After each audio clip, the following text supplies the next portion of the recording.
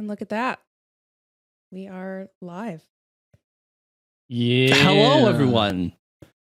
Welcome to the Catan We Talk About Streaming podcast. My name is Funky.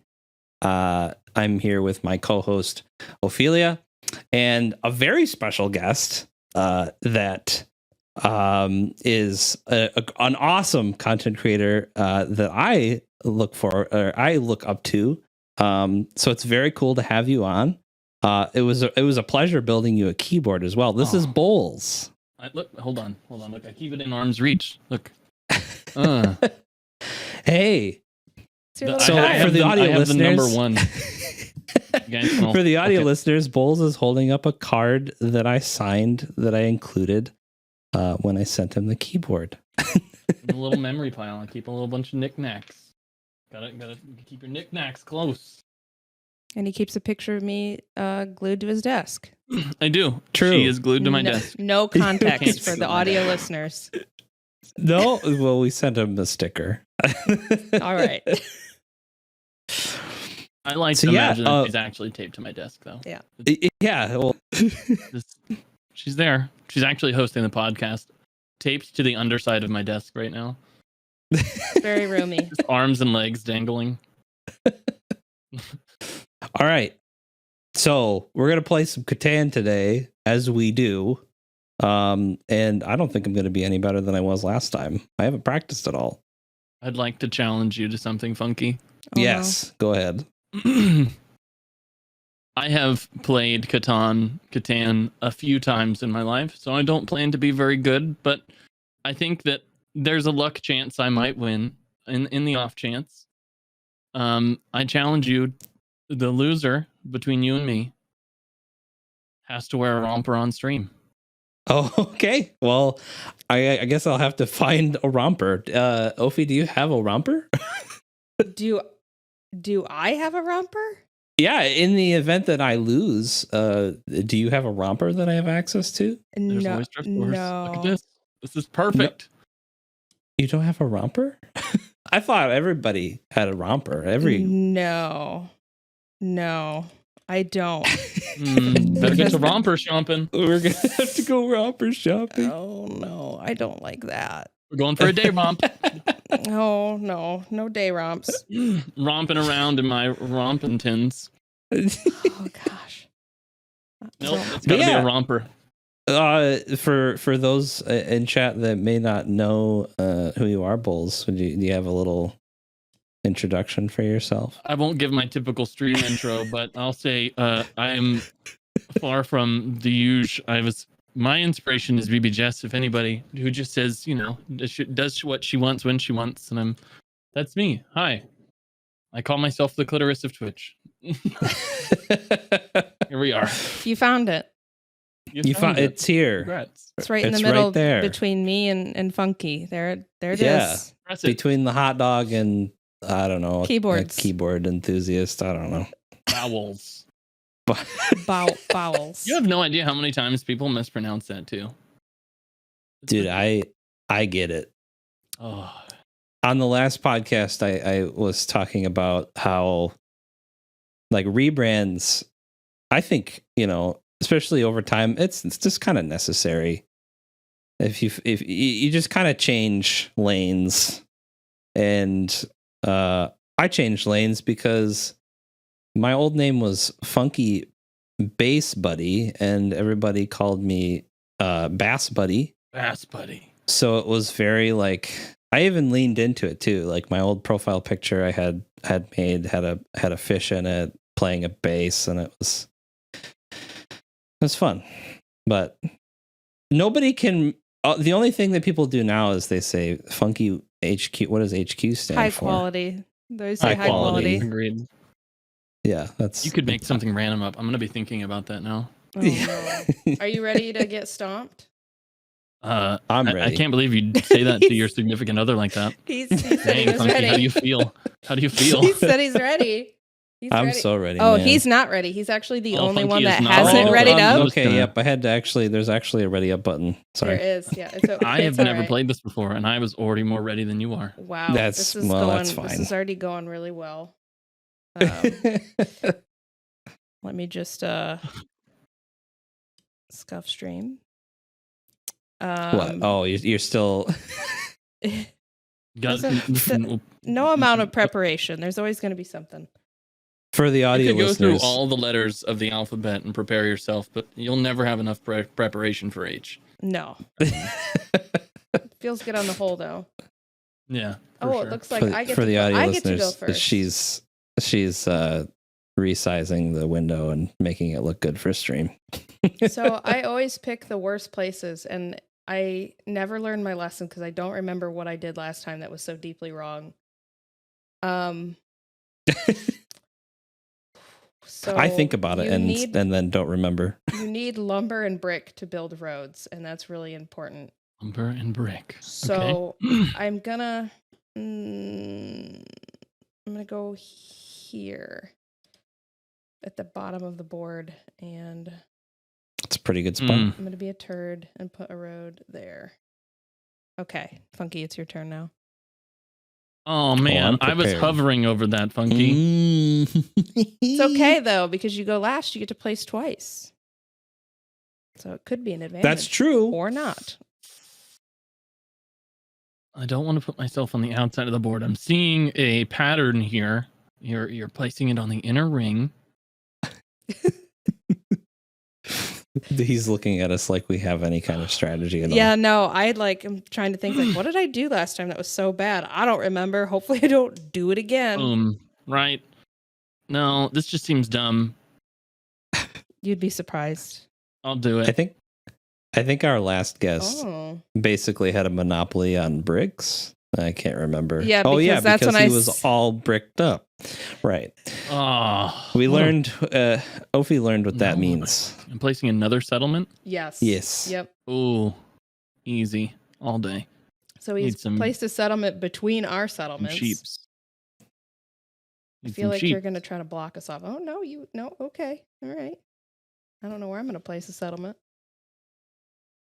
Just see what you're going to do. Oh, okay, it is. I'm going to be a turd and I'm going to go here. I can't believe this. So, Bulls, what is the story behind your name, Bulls? Because we've always been so jealous that you've been able to just get the name Bulls. Okay. It's one word. Like how? I've got a great story. It's wondrous. I was really poor in high school, and however, I paid for my own phone plan. So I was like always on social media because I paid for it and just kind of felt right. And so anytime a new social media would come out, I would immediately make like my name that I wanted at the time, which is called The Godfather. That's totally besides the point. That was the old one. And then I would take every car manufacturer I could think of, and then anything pothead related. And so bowls. I had bowls on a lot of different social medias. I would just do this. And then even though it's completely against the terms of service now, I don't know if people still do it or not, but back then when I was like 16, 17, I'd hold on to them for a year and then I'd sell them. And you would be surprised. I was selling like Snapchats for multiple thousands of dollars. It was wild. Life was weird. Damn. Snapchats? That's smart. Snapchats. Well, it looks like we have a question from Max Slayer. She wanted to know, where does Bulls draw inspiration for all his different scenes and raid videos? It's very unique. It makes me want to raid him to see the video. And possibly some before butt you shaking. Answer that, Bulls, it is your turn. So, okay. This is like Hot Ones where we're going to make you answer questions and also try to win the game. Or else you have to wear a romper on stream, so... Yeah, I mean, Joke's you can just on skip you. your turn. He wants to wear a romper. I lay this trap card face down, and I proceed to end my turn. So, I at least when I came to streaming and have been doing it for a decent amount of time, I had kind of made a decision that I would at least try to do something different, whether that be everything I did or just a large portion of what I did. And so I at one time I had watched my biggest streamer I watched 24/7. His name is Sushi Dragon, and I wouldn't necessarily say he's like my biggest inspiration, but he's definitely somebody I watch the most. And boy, does he do some wild stuff. Does some absolutely insane things. But nevertheless, when he'd get rated, he'd do wild stuff. And I was like, I can try that. And so I just bought a bunch of webcams and I was throwing them around and I was doing dumb stuff with it. If you go back really early, you'll see it just started with me shaking my butt. That was it. There was nothing else. I was just shaking my ass. I was like, this is fun. So I remember the first time that I raided into you, and we were in a Discord call with some of the folks we were playing games with, and they were like, what the heck is going on? Mm-hmm. And I remember just laughing so hard because they're, you're very high energy and not necessarily what a lot of folks may be used to in terms of streaming, or when they raid somebody. Like, you put on a full like show, and I feel bad for you sometimes when you get raided multiple times. I'm like, God, he's not gonna be able to sit down for like 20 minutes now. Oh, it's my turn. Nobody's gotten any. That's because, ooh, you're gonna try to roll a 6 to get stone. That's gonna be tough. But I can build a road. Yeah. So how long have you been creating content? Because I know you've mentioned, high school and things like that, but how long have you been creating content on any platform? I've been doing it, I'd say, since I was 16. So for about, I'd probably say coming up on 10 years, I've had some type of job or making money some way from social media. I started in high school. Like I said, I would make Instagrams with random names on it. And then I learned that, sometimes even back then, it was just about doing it a little bit better than your fellow niched person on Instagram. And that's what I would do. So I was running like meme accounts on Instagram at 16. I was selling shout outs. I was doing it all. And it was a lot of fun. I enjoyed starting off like that because it teaches you a lot more about how algorithms actually work. Because you'll watch lots of videos everywhere about people and them explaining how they think the algorithm works or whatever. But it's oftentimes just guesses. It's never really what you can actually do to influence it on your side. And starting off super duper early in the Instagram game, where a couple 100,000 followers was a lot. You just you really picked up on how algorithms actually worked when it came to posts, and I think that translated really closely into.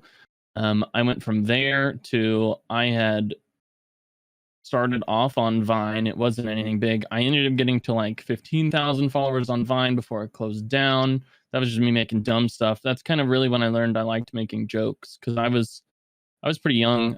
And then I joined the Air Force. And while I was in the Air Force, I did stand up, which is lost and found on YouTube. I've seen it before. I've never looked for them directly.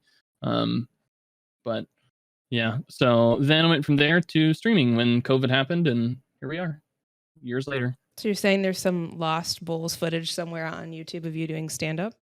Yes, there is, absolutely. So we need to 100%. Put a bounty out for that, for somebody to go find that, dig that up. Precisely. I think that's a great idea. It would be horrendous. I mean, I think I was good at stand-up. I actually had regulars that would come to my stand-up shows. It was cool. It was definitely cool. So that was a lot of fun. I guess that wasn't really making content. That was kind of like literal live streaming. It's like IRL. Performing. Yeah, you are performing. It was cool. So that's how that worked. And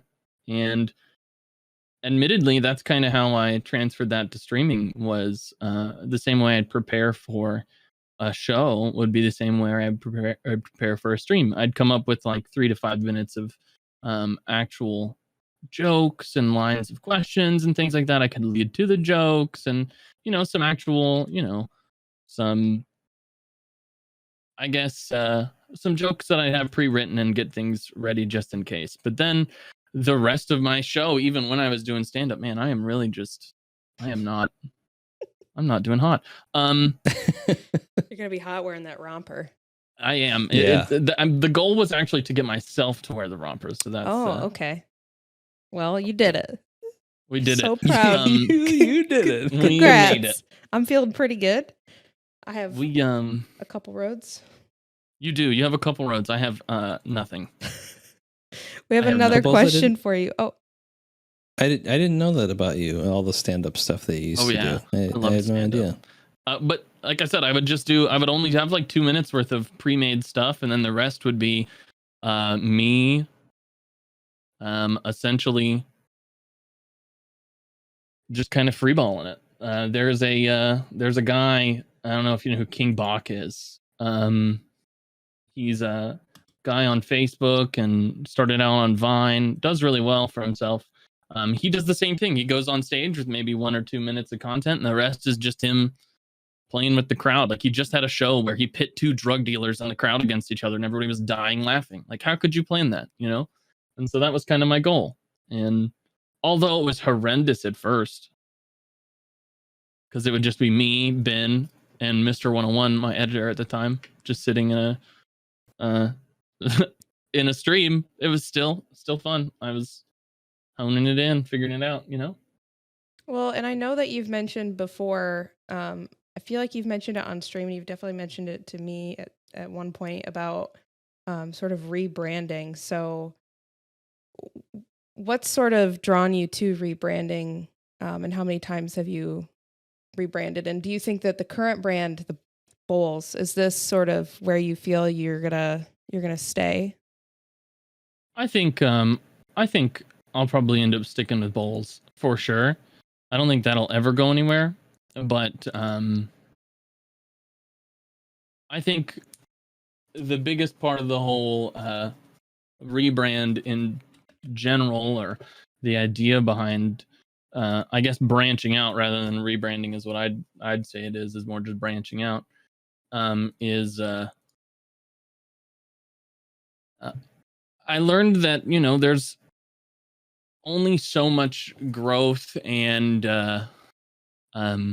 relationships and content that you can make just by going by word of mouth and doing your best on Twitter and Instagram and things like that. I've heard people classify it before as um, evergreen content. So like places like TikTok and places like YouTube, where essentially you have content that any time, whether you post it today or 2 years from today, it could decide to go viral, and it could still do well, and you can still, you know, get views off of those videos and things like that. So the content stays evergreen. Whereas something like Twitter, if I tweet today, it's not going to go viral 9 years from now.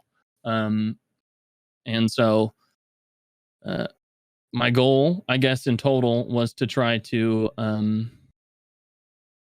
find a way to start growing through that, and find something I would enjoy making evergreen content of.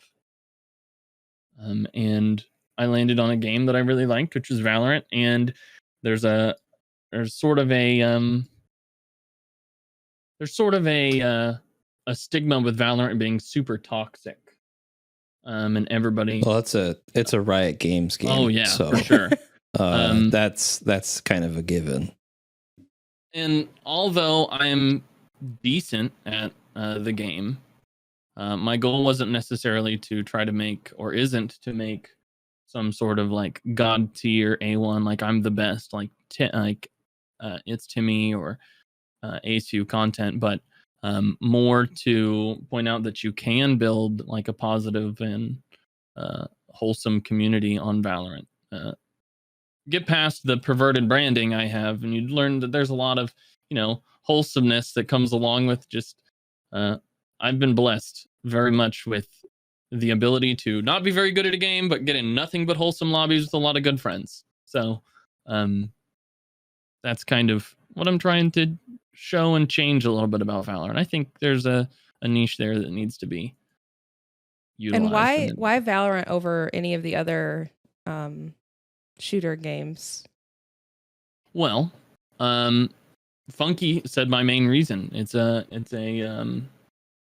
what's it called? It's a Riot Games, and they tend, if you look at every single one of their, bigger name brand games, they tend to garner an audience both on video and stuff like that, and off video. And It's just true. people playing it. It just from the nature of it being a free to play game. I mean, I feel as though League of Legends itself was one of the first games to sort of adopt that strategy, and they did it well. And that's a lot of people played their game because of it. Yep. You're describing evergreen content. I've heard a lot recently about how YouTube is that for a lot of people. And I noticed that you're doing pretty well with your shorts. My shorts are great. Shorts are cool, but they have a bad click-through rating for subscribers on YouTube. The benefit people are getting, I'm just going balls to the wall, just throwing it out there at this point. I'm just like, I have to have a road. I don't have any wheat. I have wheat, but I don't have any brick. Wait, are you offering brick?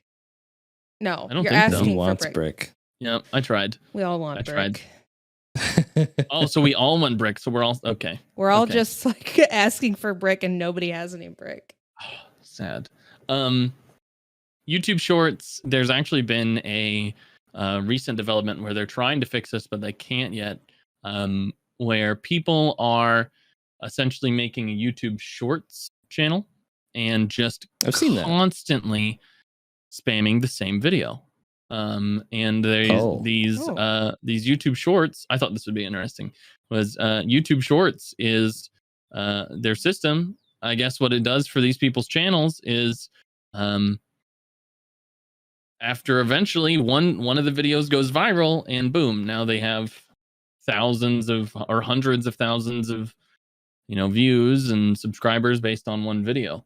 And so shorts just to I kind of say that just to say this, like, if people are gaming the system that hard just to gain subscribers, how hard is it to get a subscriber off of a regular video? And that I've enjoyed posting them, and they're great. But my strategy with YouTube Shorts is really just throw it at the wall and hope it sticks.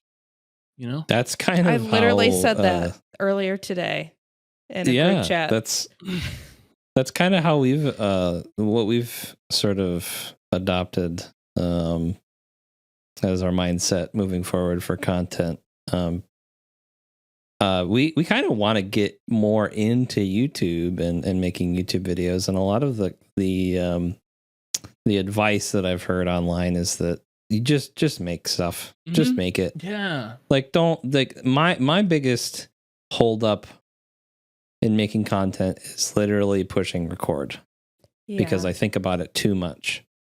And I made a YouTube video yesterday, spent almost all day doing it, but I made a YouTube video yesterday and I didn't know what I was doing. I didn't know what I was going to be doing when I started it, but by the end of it, I knew exactly what I was doing, and I got to practice some editing and stuff. So like, it's all a win, like regardless of if the video gets any views, it's like, it was just practice, Yeah, I think it turned out really well too. Did none of us pick a port city? No, and I don't. Does anybody have any rocks or stone? I have rocks. Do you not want sheep? I'm offering you so many sheep. I don't really I offered 8 sheep. cards in return for one brick earlier. Well, we don't have brick. There's no brick on the board. We are not bricked up. I'll give you 1 stone. Okay. Oh, I guess. Thank you. Thanks. You're welcome. I'm going to trade those sheep in for a brick. We do have a question from chat from Jovahova14. He says, Bulls, with the constant twerks you do on your stream, do you work out to maintain your stamina, or do you always just have high energy? I'm gonna the blow only twerking streamer that we know, maybe. I'm gonna blow smoke up my ass. You ready? Oh, okay. All right. Hot. I used to run half marathons. It was great. I'm so There sorry. you go. Ooh, look at me. I love running. Listen, I had to run while I was in the Air Force, so I was like, I might as well get good at it. And so I just got to the point where they wouldn't bother me about my PT tests because I was doing good enough, and I'd just run. I enjoyed running at the time. I do not anymore. Fuck all that. But So now you're I don't just think high my knees energy. could handle that. exactly. So like a bag of potato chips. I just- still run. I still go to the gym all the time, but I don't run. Nope. All right. Is there a way I can see what kind of cards you guys have? There's no way to do that, right? No. I No. didn't think so. I No. even like covered it up on my stream so you can't stream snipe me. Didn't So even notice you can't that. even see my cards. Yeah, no cheating in Catan, sir. I can't cheat. You Catan Yeah. cheat. It's not allowed. More Can't do Catan things. So you've mentioned a Mm. couple of streamers, but in terms of like getting onto Twitch, who are your, the content creators that you've sort of looked up to or that you've modeled anything after? You've mentioned BB Jess at the very beginning of the stream as well. And I feel like you've mentioned Ludwig before. Ludwig's cool. He just did something different and then stuck with it, and he built his own niche. Done. And now people copy him, which is great. But nevertheless, still, he is somebody I looked up to in terms of like building your own niche or whatever. But I looked up a lot more to BB Jess because if you go back far enough in her social media stuff before she blew up in that random video in November, she had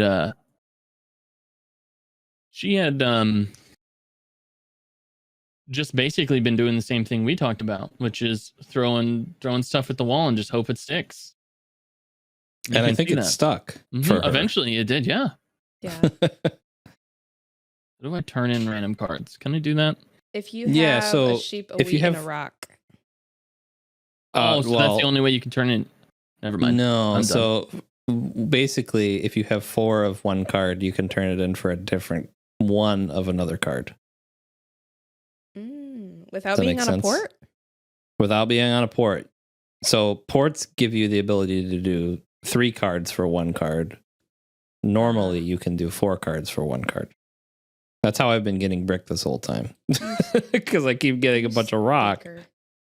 Well, listen, I don't want to give away all my... I don't really want to wear the romper. Yeah, and I've never seen him play Catan so seriously, ever. He just really does not want to wear the romper.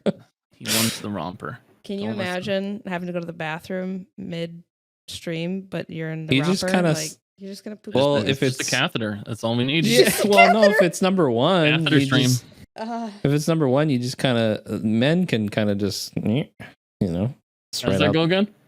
Like, I let want to it... make that noise every time now. It's gonna be like, what is that noise that you make every time? I swear. Does that help You're out just at all? in the Like, yeah, it helps.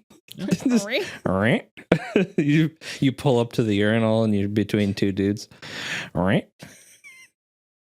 I imagine that would go over really well. That'll go well. Oh, look who has the longest Oh, road. okay. All right, yeah. peace. For audio listeners, she got longest road. Yes, I did. I got longest road. Currently, Ophi is in the lead with 4 victory points. Heck yeah, but you don't have to wear a romper if I win. There was no stipulation on me That's winning. true. I I'll feel just like brag about it a if- lot. Yeah, I feel like if you don't win, or if you win, then we don't have to worry about it. It's like the thing is negated. Yes, it just cancels it I- out. I think Bulls is frozen. Oh. Yeah, his power did a surge. Oh, good. Oh, I gotta roll my dice. I have 4 stone. Excellent. Excellent. That's helpful. Especially will when say- I don't have access to any wheat. Or I do For- now. I only have 1 wheat and 1 sheep. Okay. And I will say, for the audio listeners and for those watching on Twitch, in order to make sure that the audio sounds as good as it can, I have turned off my air conditioning in my office. How hot is it up there right now? I am starting to get quite moist. Are you, I am regretting wearing a wig, and the lights are very bright, and I'm starting to feel. Are you swamping right now? I'm not quite swampy, but you know, it's not. It's not great. It's not great. It's warm. So I just wanted you to all know the sacrifice that I'm making for you is that I'm getting toasty up here. And I had it cranked all day at like a 70, which I guess isn't really cranked. But I had the AC blasting all day in preparation for this to try to just not sweat to death. So I'm going to get sweaty. I was telling Bowles before we started that it was going to be like being on Eric Andre, where I'm just going to be very hot. Oh, Ophie's done a very good job recently of showing me new things. And Eric Andre is one of those things. I didn't know. I mean, I guess I knew who Eric Andre was. I'm just really bad at knowing things sometimes. And like pop culture stuff is not always your strong suit. Oh, Max Slayer has asked another question. Question for the hosts. What made you choose your guests? Is it an application process where you're selected, or do you choose specific people to invite? It is a mix of both. So we do have an application that people can fill out to apply to be on the podcast. And then there's also streamers that we've personally reached out to as well that may not necessarily follow us on social media or know about us. And so we've reached out. And in terms of choosing people, like I said, it's usually streamers that are maybe not necessarily following us, but they're making waves in content creation. For example, one of our upcoming guests is going to be Mama Tamago, and she is somebody that I followed on TikTok for a long time, and she has made a really positive impact in the streaming community, especially when it comes to utilizing tools like Mix It Up Bot. And so for her, I personally reached out to her to say, hey, it would be really cool to have you on our show and talk about you as a content creator. And yeah, so that's sort of how we decide is we have the application process, and then we also will reach out to people that might not be following us. Not to talk about other guests because we have a current guest, but I'm very adamant about.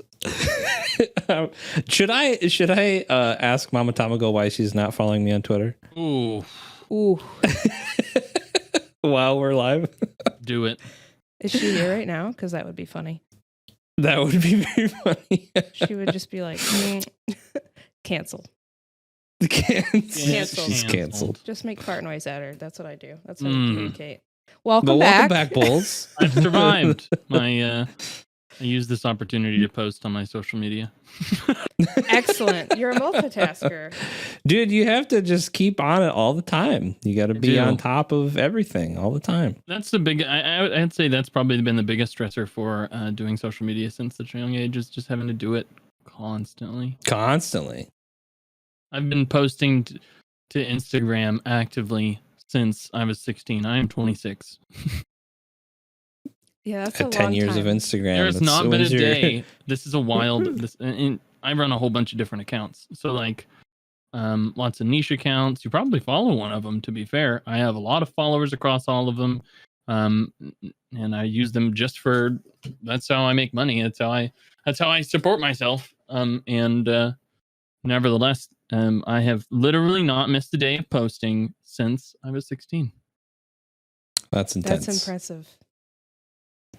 Now, granted, I've used like posting tools and things like that in the past where I have them scheduled or whatever, but yeah.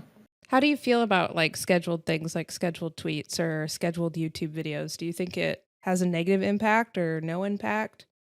I think for YouTube, I think it doesn't change anything. I have a a conspiracy theory that it changes something with Twitter, but that's just me. Yeah, the Twitter algorithm is really funny. Well, you're the one that kind of taught us about Twitter. I love Twitter. You are the Twitter master. Twitter's great, and once you learn how to do Twitter, it's effectively the same for like Instagram and things like that, especially getting something off the ground. See, now I have had a hard time on anything but Twitter. Like, I feel pretty good at Twitter, but when it comes to like Instagram, especially Reels, it's just not, it doesn't do anything. Like, I get like 30 views. Hey man, if I got 30 It's views tough. on a YouTube video, that's pretty dope. I have I don't run any successful YouTube channels. However, I would say one thing that I've learned very good, what I've become very good at because of content creation, is making friends, and arguably I think that's a large part of streaming in and of itself, is just being able to make friends and whatnot. And I have made some invaluable resources when it comes to the YouTube community, and it's wild when you hear them say what they do to get views. It's very it's very easy, like the way they put it, at least. I have no idea still, but if you ever get a chance to sit down with somebody that does it for like a living, you should ask them what they do. It's really entertaining to hear their little tips and tricks for YouTube. You want to give me more than what I'm asking for? Well, I'm sorry. Thank you. Okay. I mean, that's fine. I'll take more. I Fuck. just figured that I did maybe the was wrong a one. goof. Yeah, I was like, I don't think he meant to do that. I You didn't. said You should YouTube have taken committee, advantage. and I thought, oh, YouTube Illuminati. Oh, yeah. So would you say then that networking is a really big part of content creation? Because I've seen recently on Twitter some people actually kind of like being satirical or even negative about the concept of networking and content creation, and that it's sort of like it's not necessary and that you should just make quote unquote good content. I hate the word networking, like the word itself. I think it overcomplicates things, because I feel like if you're going to network and like you're networking, you are networking to gain something, right? Inherently in our, Twitch and social media community of trying to grow as a small streamer in such a saturated thing where there's thousands of us effectively doing the same, we're inevitably going to be doing this with a goal. If you're going to be making friends, if you're networking, you're doing it for a purpose. And effectively, that's what a lot of people are doing. They're just trying to get a viewer. They're just trying to become friends with somebody. I found it super duper easy for me to just become friends with people and not really care about if they'd ever come to my stream or not.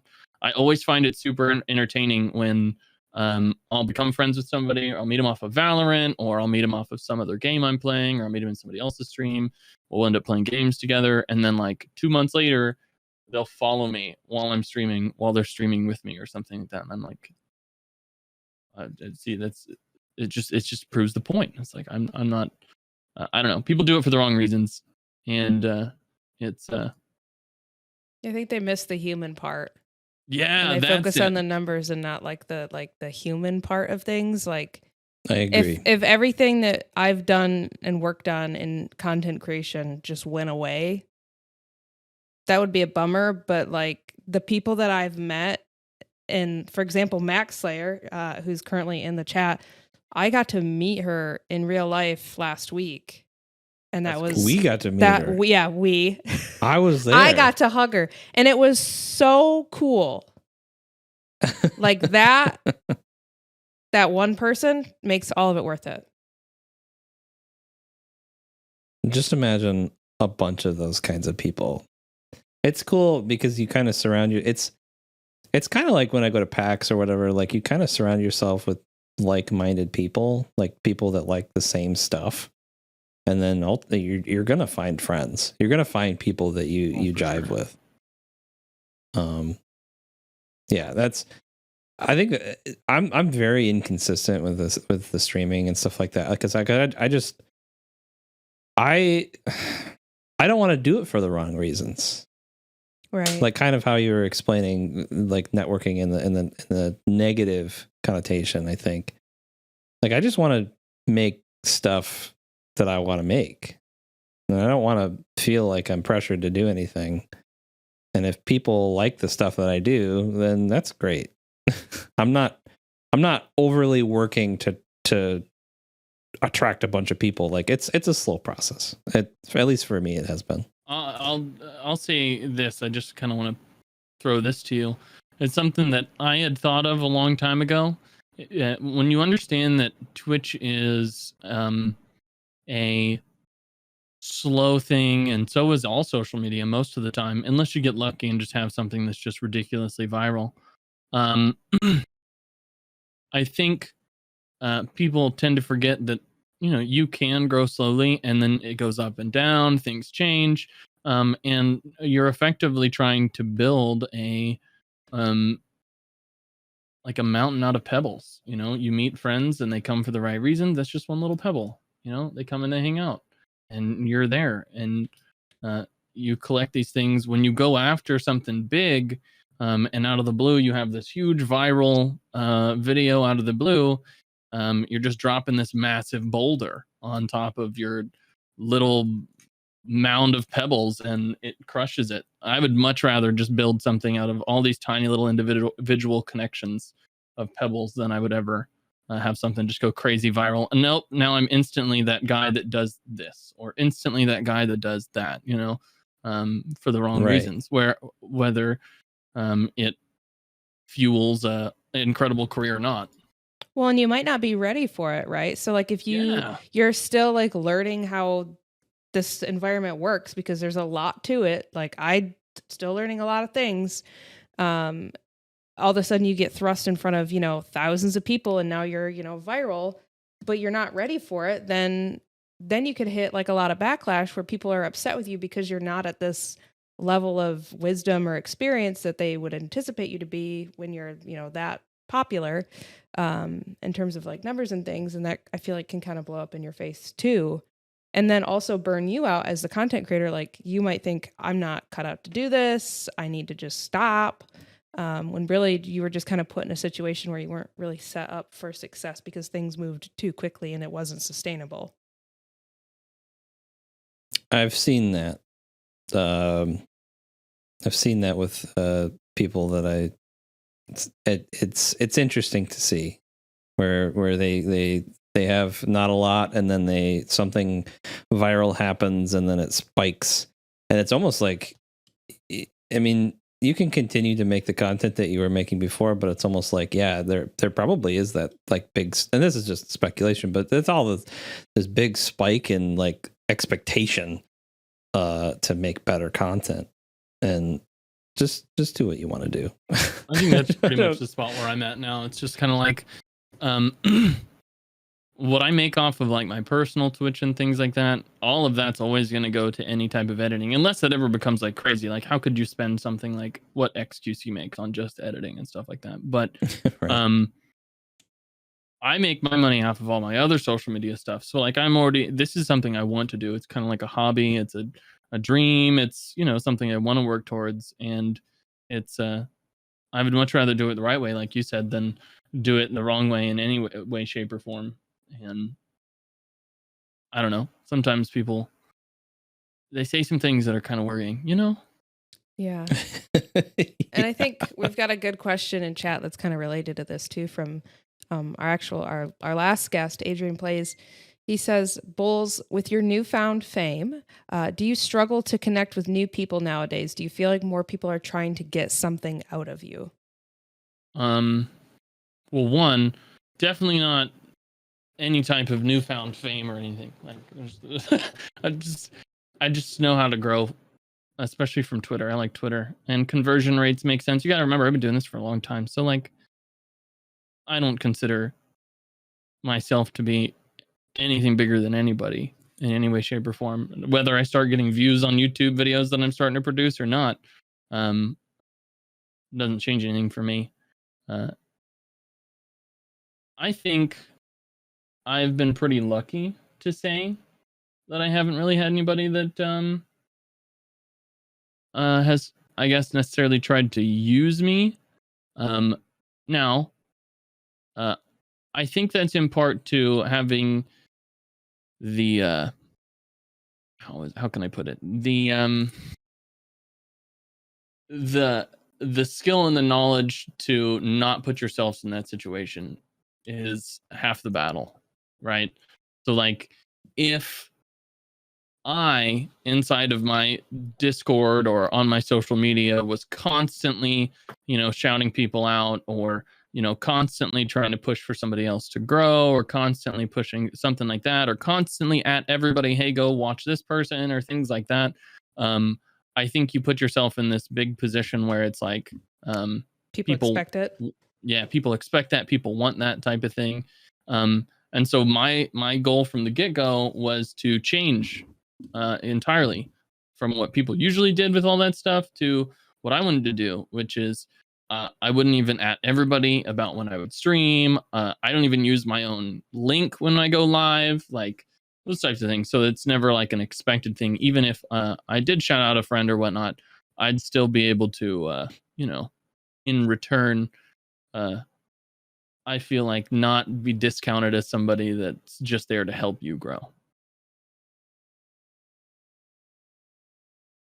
I think that's a good point about setting expectations, and again, kind of going back to that idea of sustainability and making content and doing things that you can sustain long term versus, burning yourself out really quickly in any way. And I think that's probably an issue that a lot of content creators face, or at least starting out, is like you do a lot. But I think it's just like dating somebody, where like you need to present the energy that you can maintain throughout that relationship, that job. You don't start out really, really, really like over the top, because a year from now you're going to get burned out, and then you're going to hate it and you're going to walk away from it. Where if you take your time and you're paying attention to that slower, more authentic growth, then it's probably going to last a lot longer. And with, wanting to do that like evergreen content that you mentioned, and like YouTube to me, and what I've seen other creators say, is it's a long-term reward thing, where you're rewarded for being there for a long time. Like you don't just wake up overnight and boom, you're viral on YouTube. Like it can take years and years before anything, if ever, grows. I think that was Yeah, the and important part for me, to choose something that I could make that I would enjoy. Because there's oftentimes you make these series and you make this anything, and you find, oh, I don't enjoy making this, or any number of different reasons why you might not enjoy it, or maybe it just isn't something you could do all the time. Whatever it is, you very quickly kind of burn yourself out trying to do something you won't enjoy. So that was my biggest thing, was trying to find something I do enjoy. Yeah, and Twitch definitely wants everybody to be an affiliate. Someone give me some shit. because they just Daddy Bezos wants your money, Yeah. and that's the easiest way to do it. You just give it to you right up front. It's they make it fairly easy for you to get into the game. And YouTube is different. It's like you have to. You're rewarded way what is it? Further down the line. Yeah, what is it? Like you have to have 1,000 followers to get certain. Yeah, it's like, I actually looked at it today. It's 1,000 subscribers and 3,000 or 4,000 views. Yeah. I will say my opinion on that is I think honestly that's easier than partner on Twitch. Arguably, that's just my sure. Well, yeah, because it's over time, it builds. Yeah. Where partners and not. You can on YouTube. I just feel like you said, it's over time. It's kind of slow burning. You're probably going to go through a lot of iterations of changing your content. And overall, I feel like it's easier than switches, you know? Yeah, it's a grind, and I feel like, you know, all of the I don't want to say, I guess the most successful videos on my YouTube channel are Twitch VODs of me building keyboards. Mhm. And that's because it's catering specifically to a specific like niche or a hobby. And everybody wants to know what this keyboard sounds like with this switch and these keycaps. Like that's what it is. And people seek that content out. And those videos, while a couple of them have 1,000 views or whatever, it's only for a small amount of time, and it's that little sound test at the end. People rush right to the Yeah. end, and they want to Mhm. listen to the sound test. They want that While clicking. it still makes me feel good because people are the thawk. People are clicking on the videos and they're watching them, and I have, you know, videos with X amount of views, and it gives me the good feelings. I just want to make more. Just want to do more. Oh, I feel that.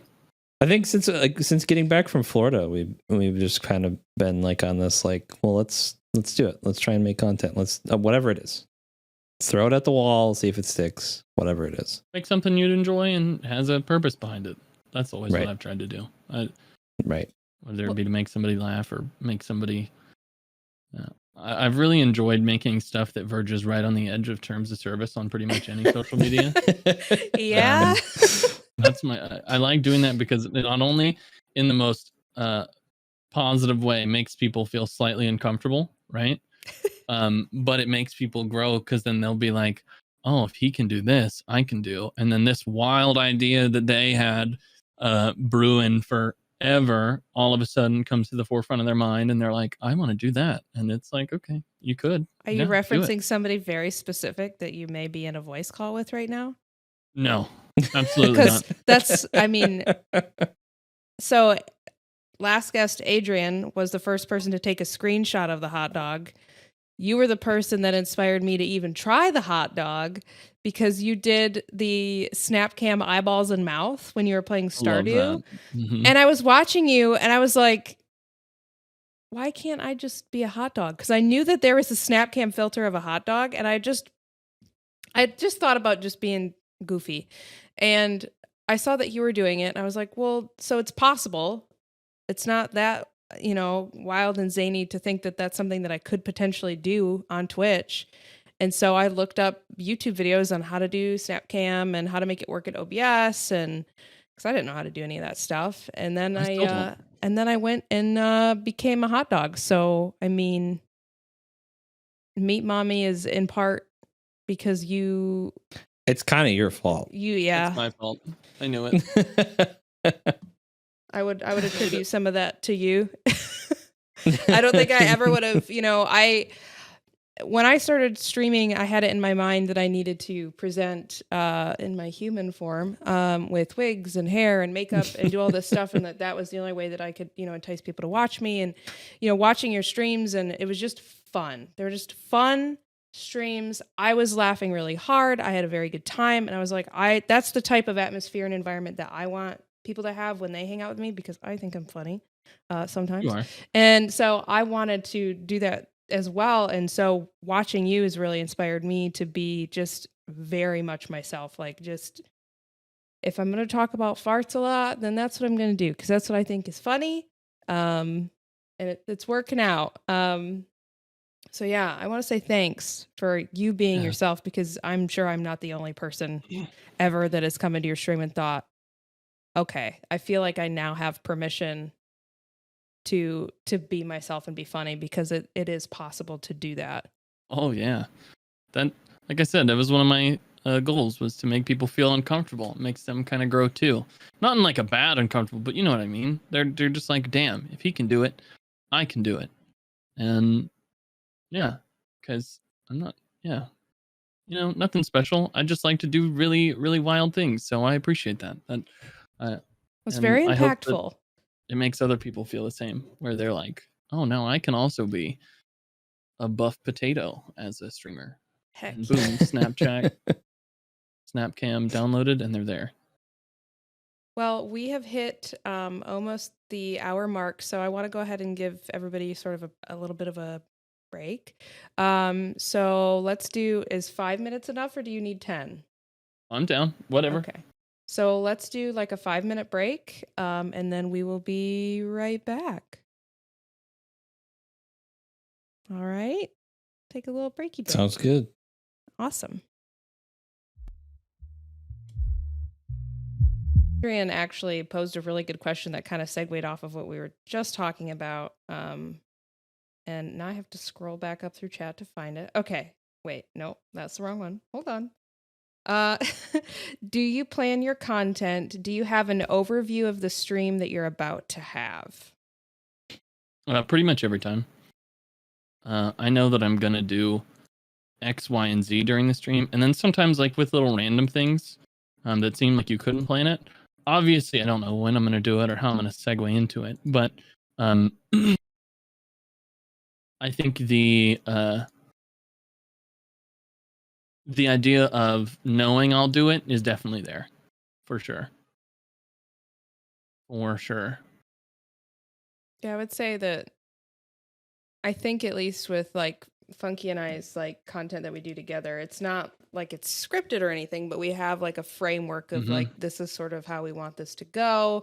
And we also think about what platforms we would want that to be out on. So if it's going to be something that we would want to put on YouTube, or if we're thinking maybe this is something that we're going to, you know, have broken into clips for something like TikTok. So we kind of have that mindset going in, but you know, nothing is scripted. Yeah, I don't think I ever have any scripted encounters or anything like that, or even like something scripted down to like the T. I don't think I've ever. I write scripts for commercials, right? Like I think that's the only script I've ever written. I'll write those to a T, and even like down to like what's going on the screen and stuff. But I don't think I've ever scripted anything on the stream. Nope. Even my more like the biggest one I've done so far was probably the Twitch spelling bee. Even my more like big collabs I've done, I've never scripted anything. I'd say I'm wild enough to even go as to say I never plan. I might like even for the words and the questions for the spelling bee stream, I might have had like a third of those planned. Maybe. I think that's kind of what made it great too. Maybe. That was a lot of fun. It was a lot of fun. And I was so nervous. There was a lot of very cool moments that came out of that and clips, and For sure. that kind of spawned the tiny wiener mouth. The tiny wiener mouth for sure. Yeah. That was a really good experience. That's a core memory.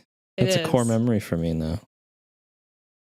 It was I definitely have so many opportunities to grab a tree, and I can't. I just need a tree. Oh, so does nobody have trees? Is that why we're? I've been trying to get a tree. I was offering you one of every single. No. I meant like I'm near trees, so I should be getting them, right? Like that's how that works. Yeah. Yeah, if you roll a 10 and a 2, which I mean that's hard. Or a 9, right? Oh yeah, or a 9, which isn't as hard, I suppose. Okay. Yeah, that's a tough one. I also need a tree now. This sucks. Yeah, I really needed a tree to do anything. All I need is the tree, and then I'll have world domination. Holy guacamole! World domination. I got trees. Let's go. World domination. Finally, you got trees. Oh, now it's my turn. What do we got? Anything I good? got trees. Nope. Got nothing. So, thinking about some of the content that we've seen, and I'm sure the folks in chat have seen, you completed your longest stream to date by playing Elden Ring until you won, which was a sub goal that you hit. What worked well for that stream, and what would you have changed? And would you do it again? I'd do it again in a heartbeat. You would do it again? You would do that again in a heartbeat. I'm actually shocked. There's a difference. I think it took me a while to figure out what was wrong with it, right? And what I did wrong. And what I did wrong was not take a break after, right? I got second. Funky just destroyed us. So everybody listening, this means that Bulls has to wear a romper on stream at some point. Yes. That was One into yet. Oh. Look at the time. You couldn't have tried that better. 59 minutes and 59 seconds. minutes and 59 seconds. Just On the got it. dot. Rematch. We still I'm got down. lots of time, and We have another hour. assumedly more questions. Yes. All right, we have to double or nothing for something, Funky. Oh man. Romper and wig. Yeah. Romper and wig. Yeah, you gotta I wig don't it have a up. wig though. Yeah, you gotta gotta get one I'll though. help you out. Well, this She is knows perfect. she knows the wig stuff. Yeah. So double a or nothing. wig Wig and professional. romper. Wig Or and nada. romper. I have access to so many 17 wigs. wigs. Only 17? I thought haven't you gotten more since Maybe then? it's more than that. A lot of It wigs. might be I think it's 19 or 18 20. though. I don't know. Govey sent me some wigs because I kept harassing them on Twitter. That's a whole other Oh, that's thing, though. funny. But you would do the Elden Ring stream again? Oh yeah, for sure. I enjoyed it. It was fun.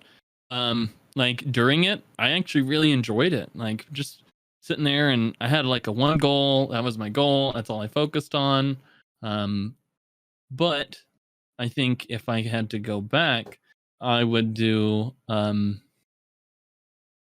I think I would do like a week off afterwards immediately. I'd just be like, the second I finish this, taking a week off. Bye, guys.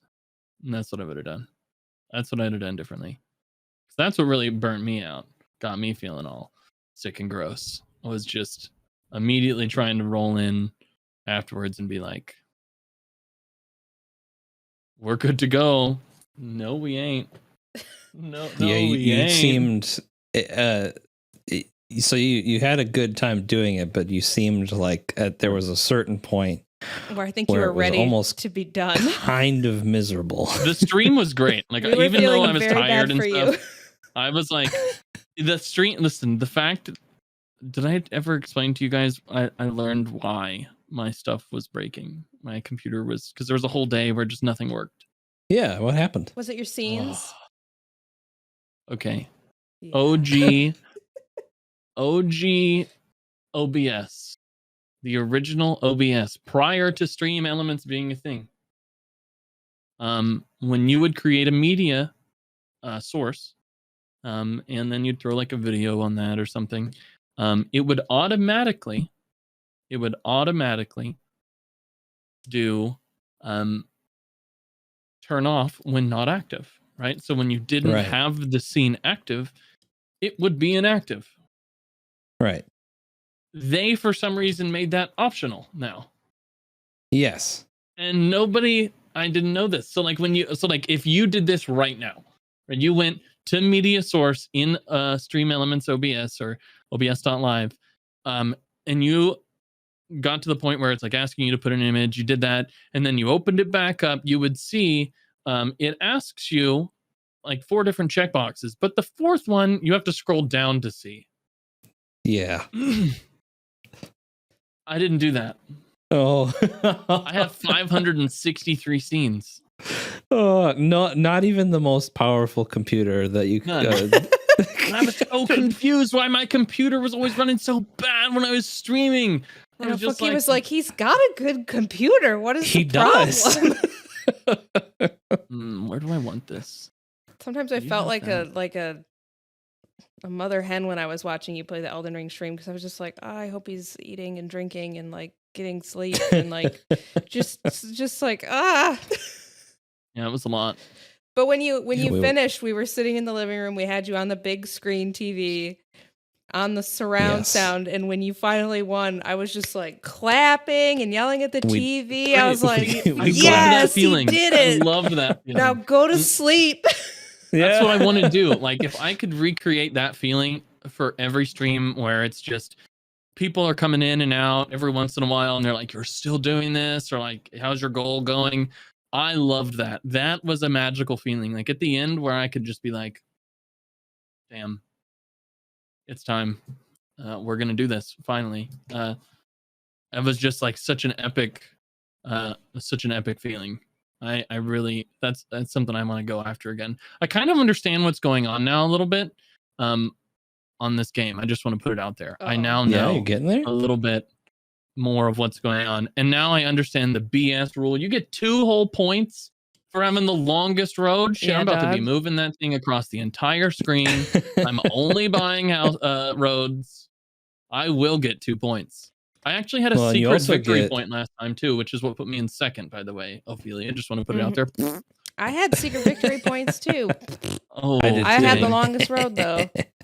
You did? No, I thought it No, was I took it from Funky. you. Oh, you jerk. That's why he got I to took it. 10, right? All Is right. Yeah, it's to 10, that right? that, and I built. So one house is worth 1 point, I believe, and then when you build a whatever bigger house, Bigger house. bigger house, bigger and somebody house. in chat can correct me. Bigger house, you get 2 points. So that's how I got that, because I built a big house.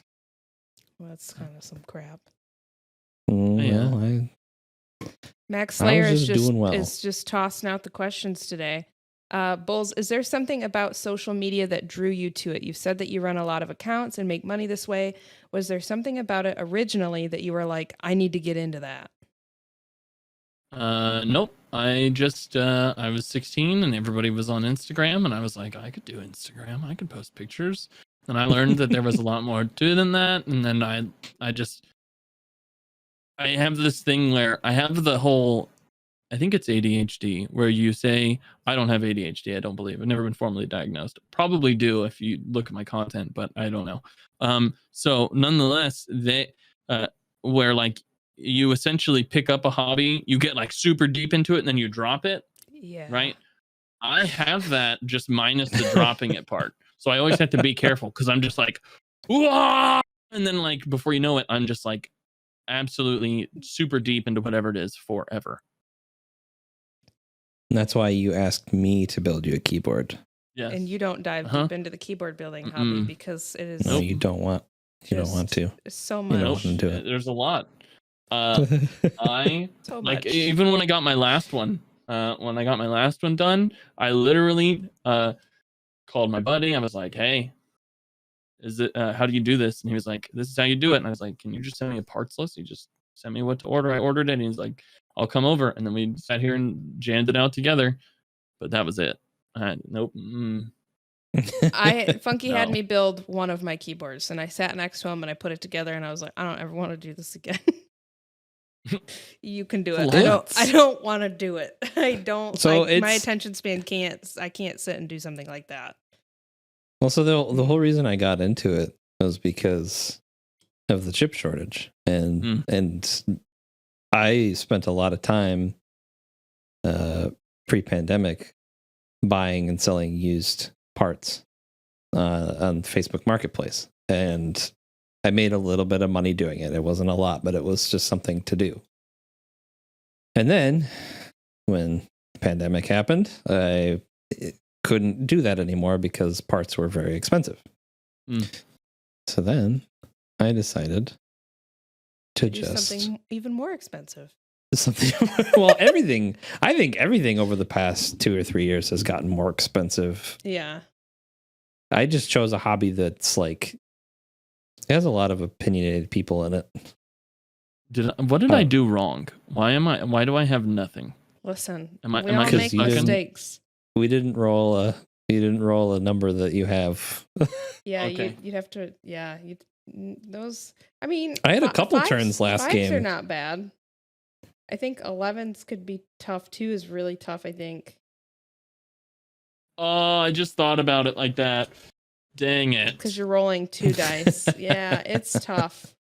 It is tough. Yeah, so the little dots underneath for that's audio fine. listeners too, the little dots underneath the numbers on each what are these, hexagons? Yeah. Hexagons. They are sort of indicative of the likelihood of that number getting rolled. Oh. That's why the and red so numbers the are red ones like are the spicy where ones. it's at. Okay, I got it. Yeah. Now we're here. That's why. Yeah. That's why you did both of them. I did. Well, no, I did Oh, one. no. Ophelia did both of those. She did both. She's got to have all the wheat now. Apparently. I Wheat every day. have lots of wheat. Wheat. I do have lots of wheat. Here you go. So you've mean, used a anyone. lot of different tools in your streams. I mean, I've reached out to you before about some of the tools that you've used. What are some of your favorite tools that you've used in your stream that you would recommend to other people? Technology-wise. I would say Leorin board is the most magical thing I've ever used in my entire What life. is that?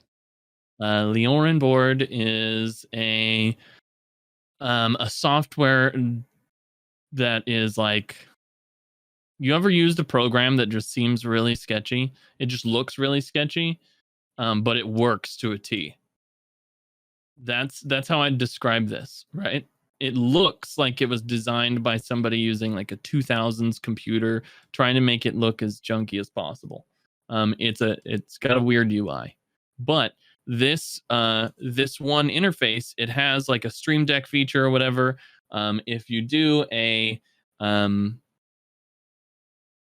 a like a modification to it, and there's like a thing on GitHub you can download. It'll change it. You can actually change your Stream Deck to use Leorin board. And so I have that on there, which is really cool. You can do a lot of different. I just say it's very easy to set up a lot of like, I'd say stream changing things. For example, like being able to mute something, change to a scene, unmute at a certain time, and then remute again, and then change scenes again is all something I can do in one button, right? At Right. different times and stuff like that. It's a hard program to learn, but once you learn it, it's pretty easy. I would So is say, it like using macros or something? Like, are you yeah, okay? but it's a super strong program as well. So like, you can use it to connect to your lights. You can use it if you have like lights around your room. You have a smoke thing that comes off that does Bluetooth. It's a lot of cool things. It's a really cool. I'm surprised it doesn't have a lot more spice around it as it does. And is it free then? Yeah, the Oh, actual nice. software is free. It's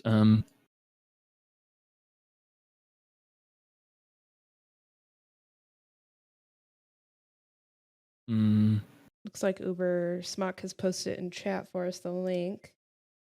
I don't know if let me pull that one up. That might not be the right one. It might be, or it might be. Yeah, it is.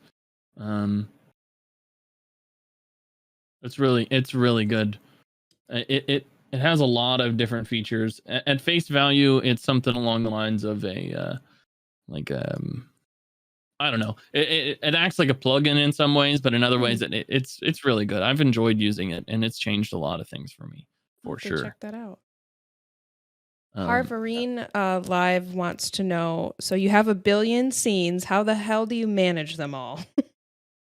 I like to keep it as simple as possible. So there is you can create a scene, and in that scene, you can write just a bunch of lines, and then like the title of what you're going to group them together. So I have like 10, maybe 12 of those that are just that'll say like days of the week, or memes about whatever, or memes about this, or my friends' memes, or anything like that. It's something super simple, but it works really well. Still sounds like a lot of work. Yeah. My stomach still drops when you stream all of your scenes. It's a lot. Choose a player to steal one random card from. Don't need. I think He has Obi more. is sort of speaking from experience in that. Oh, you son of a bitch! He took my brick. Because Bricked she's up. had to rebuild just what she has, in OBS after computer issues and whatnot. So I'm about to save both of your feel that. lives. I'm What? sorry, I have to interrupt before I forget this exact thing. Go ahead. The second you threw that out there, I immediately had a solution, and I have to find it. I'm sorry. Here it is. Do you know who Nutty is? Oh yeah, I've heard of Nutty. He has a plugin that he has advertised. I'll drop it in your chat, actually. It's a good YouTube video. This has saved me, I think, 7, 8 times. I have my entire everything saved to a little plugin thing that goes straight into my Google Drive. And every time I update a scene, I go in there, I download the thing, I throw it in there. I don't know the technicalities behind it. Long story short, If your computer ever crashes and wipe your scenes, you literally just go to that Google Drive, you drag, drop, boom, you have all your stuff back. Well, that's useful. There you go. Life changing. Look at this. Life changing. When I had to redo everything, I was so upset. But it also gave me the opportunity to do things better and clean things for sure. up, which was nice. But yeah, it was still like a It was very, a traumatic very experience. unhappy. It's Did never a not fun like thing that. to wake up to. Ever. No. Never. Not a. I wouldn't wish that on anybody. Yeah, no. Technology can be. Well, luckily she has me fun. to take care of that stuff for the most part. Not the not like I don't want to mess with the software stuff, but if there's a hardware issue, like that's kind of where I come in. That's where I shine. I've had a lot of hardware issues with this computer over the years. It's awful. I've enjoyed it. It's been great. Or a year now that I've had it a year. But man, whatever board I got is like some experimental BS nonsense they didn't prepare for before they released it to the public, I guess. I have so much issues with it. It's like the creators thing. I only got it because it has 15 fucking ports at the back for USB. Nice. Yes, 15. I was like, yes. And I use every one of them. All of them. Yep. You have to. That's something that I run into as in terms of it being a limitation with my computer, because I have a mini ATX system, and I can't just plug in PCIe devices. I can't just have capture cards, like internal capture cards and stuff like that, which would help, because I typically now I have two Sony cameras that I want to hook up, and it's just a mess. I wish that I could just be able to plug it all into one, because Elgato I know makes a capture card that's like 4 inputs. Yes. And that would just save my butt. Listen. Let's take a moment. When you hear people talk about capture cards, I think the funniest part and the coolest part is how you can tell how early on they were into this, and like how early they got into making content. Do you know what a dazzle is? No. The first capture card people were using to get gameplay from Dazzle? A dazzle. If you Google it, your brain's going to be exploded. Dazzle recording device. I don't know how else you're going to get it. They are so old, but that's what you used to have to do for like the original when Xbox 360 was the deal. I'd say that's when I first started making stuff. I would have little videos that go viral on Instagram and Facebook. It wouldn't be connected to me in any way, shape, or form, but just dumb things. Oh, I was such a horrible content thief back then too. I would just jack a part of a YouTube video and throw it up there. You mean featuring? Yeah, featuring. You Excuse featured. me. It's called Yeah, featured, feature. not content. Content. That was great. So this Featuring. thing looks like the club end of a of a freaking golf club, man. It's like we upgraded from that, and then the next one that came out that everybody got was the Hapog HD PVR. Yes, that's okay. So that's when So you were one generation sort up. of got into it. You were one generation up. Hapag, Hapaji, whatever. I don't know. Whatever it is. Poggers. That's like everybody says Boggy, Doja Cat, Woggy. but everybody knows it's Doja. Who calls Doja Cat Doja? Doja I mean, that's Cat? what it is. It what? Stop Yeah. it. If you go to No. her, if you go to No. her stuff, she says Doja Cat. She says a lot of What? things. She's. I don't know what to Doja Cat. believe. She's a troll. Did you know that her fame originated from an online chat room?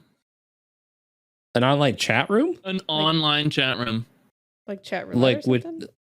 Sort Yeah, of what- like that. My somebody made there's a YouTube video about it out there.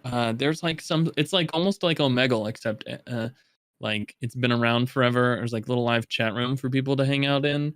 And she used to go on there all the time and sing for people, and that's how she grew on social media at first. You've upset the chat. They say absolutely no. Omegle? There's no way that's how it's pronounced. So I know there's Omegle and I know there's Chat Roulette. No, it's Yeah, not Chatterbait either. Chat roulette, yeah. As much as I wish Chatterbait it doesn't was, sound good. It was not. Doja Cat, if you're watching this, I love you. We do like Doja Cat. We do like Doja I would Cat a be lot. flattered if Doja or You never know. Doja Doja Cat Cat. ever. You never know. Listen, Honestly, I had been watching a television show, and I learned that I was being watched by one of the people on the television show. yeah. Now Do you want friends to with talk them. about that? Fucking wild. It's so cool. Yeah, It's you should so weird. tell us about it. I think it's so cool that like he follows me on Twitch as well, So which cool. I don't. It's so cool. Yeah, I just thought it was neat. It was I love the it's internet. a neat situation for me. I did the same thing in when FaZe was getting big. My original Instagram account that was actually like for me in high school, it was horrible. I was followed by FaZe Banks. I thought that was cool. It's just my claim to fame. Look at that. Your FaZe Banks. I got followed by FaZe Banks. I was nobody in school cared because nobody was in the same like mindset, but I was like, FaZe Banks. Guys, it's That's FaZe Banks. That's an I just interesting want point. more cards. yeah, that's an interesting point to kind of bring up. You know, we kind of for a little while, I think Ophi and I can both agree that we kind of struggled with the fact that, you know, we have IRL friends and then we have our online friends and streaming friends. And there, for most of the IRL friends, they have zero interest. They don't care. Nope. Mm-mm. And that's okay.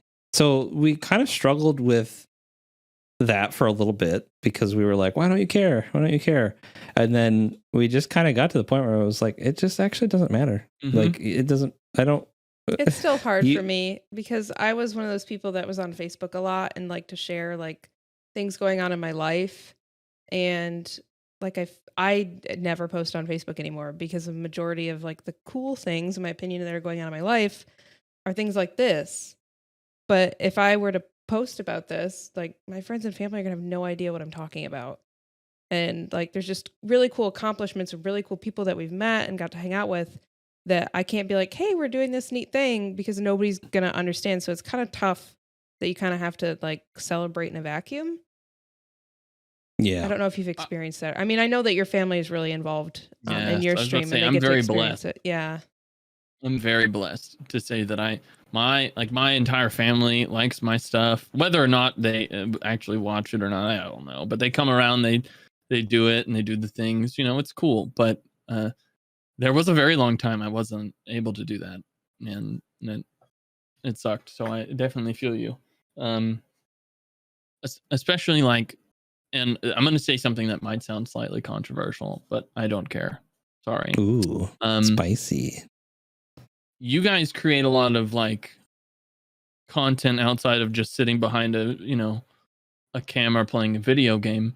So there's a lot more that you could tell your friends and family and stuff about that they would come and understand a little bit better and easier than if it was one of the large majority of streamers who play video games and sit in front of a camera.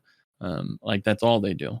I mean, I know I do that. I'm not judging anybody. What I'm saying is the people that do that mainly don't also have that added benefit of being able to explain to a friend like, hey, I tell jokes on Twitch. You should come watch. That's basically what brought people in my life to mine was, I just make penis jokes for like 3 hours and people laugh. You should come watch. I might shake my ass sometimes and you can hammer it. And,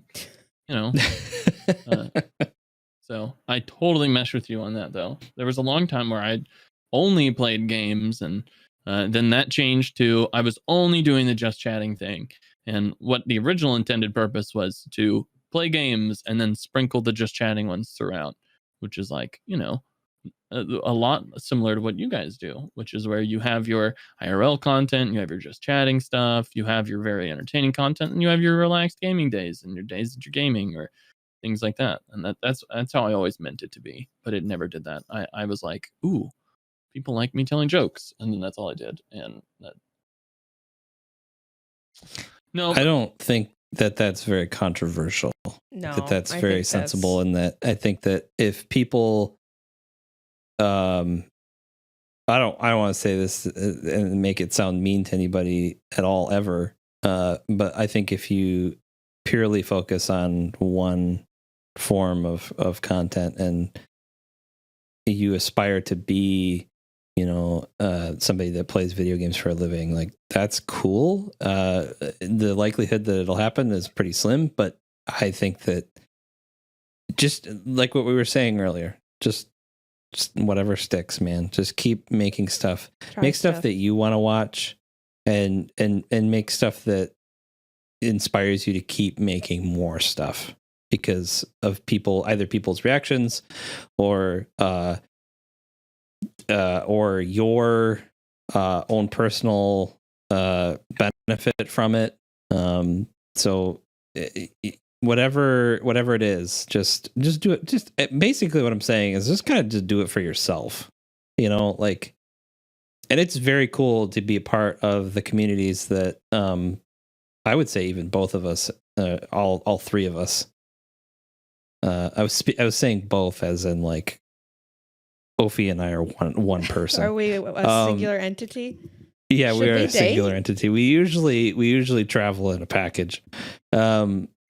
But I think that all of that, yeah, Mac is right. We're very fortunate. It's very cool. It's very like, again, meeting a bunch of people and like-minded people. There are the times when people come in and you're kind of like, the vibe doesn't match, and that's okay. But I love sort of cultivating the communities and stuff, because I don't necessarily want to focus too much on building a community necessarily, because I think that's another thing that should just kind of happen organically. Mm-hmm. I agree with that, for sure. But it's definitely one of my favorite things because we get to meet cool people. Back to that focusing like on the human thing and not numbers. Like, just if it weren't for a normal person, just be a person, just be yourself, and people will just, like in IRL, like people will like you or they won't. Yeah, just let them hang out. And I think if it weren't for just that, I mean, we wouldn't have met people like you. It's just cool all around. Having a good time. I think there's like a saying out there that people will. Did you just steal my brick? Oh yeah, I did. The one I didn't. The only brick that exists on the board right now. I took. That means you have a brick. I might have more than one brick. Oh, he's so bricked up. No. This is your only wheat, right? Right. If I sit there. No. Dang it. I don't know what this does for me. Hopefully it does something good. Maybe.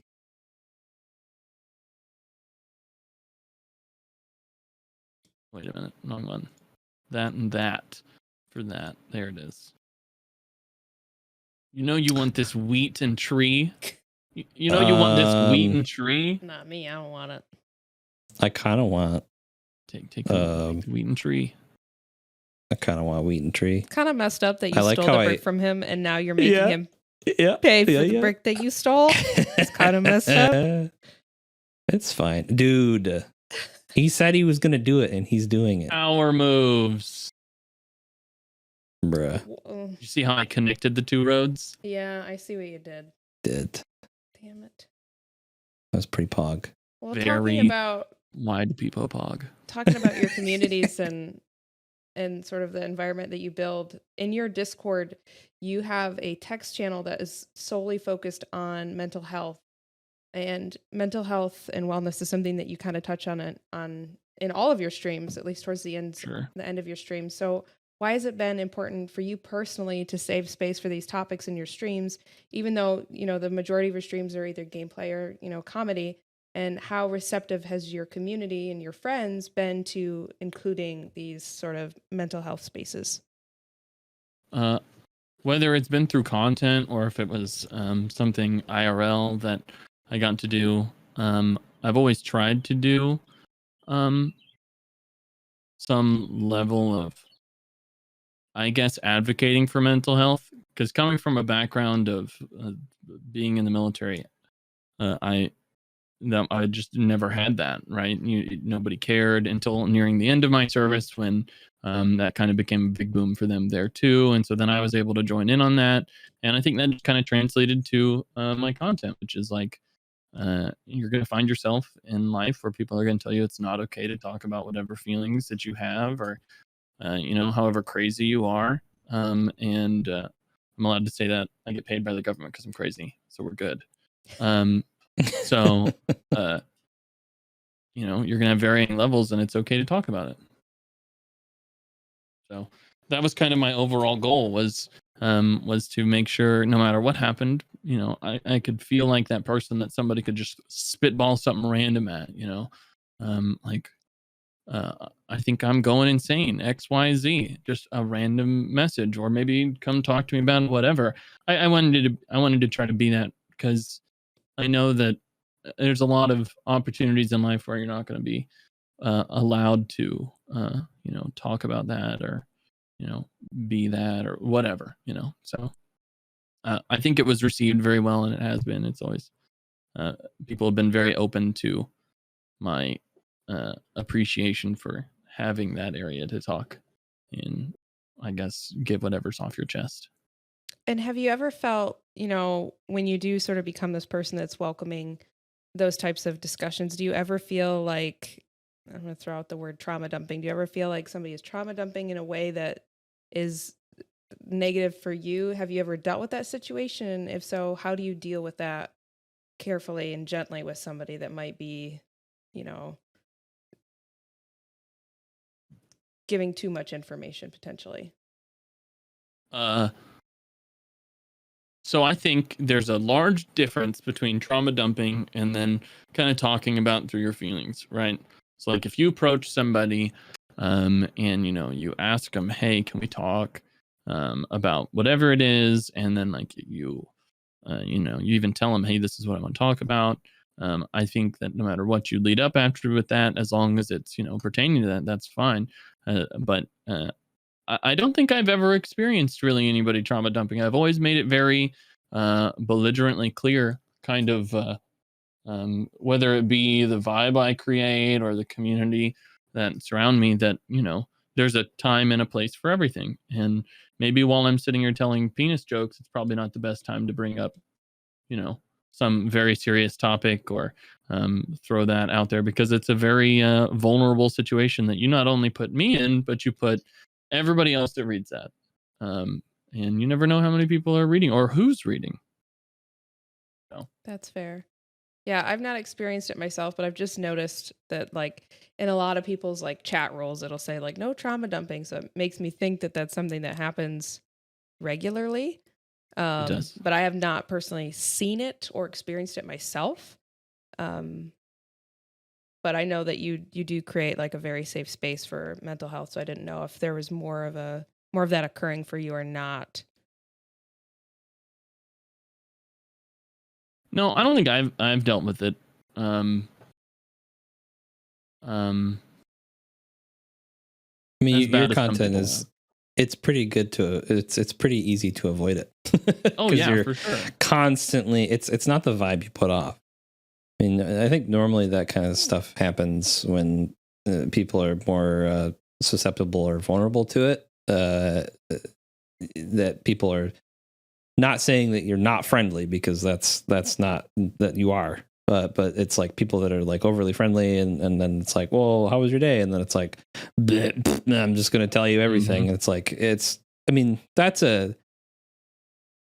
boundaries. I guess that's kind of a touchy subject, but it's like you kind of like, that's a DM thing. That's a thing that Oh you yeah, talk about in DMs. Like, you don't just go to somebody's stream and then just like, bleh, it goes you down to know. like even like social cues sometimes too. Like, um, it's very hard for people that haven't been super duper plugged in to like Twitch culture and any type of culture.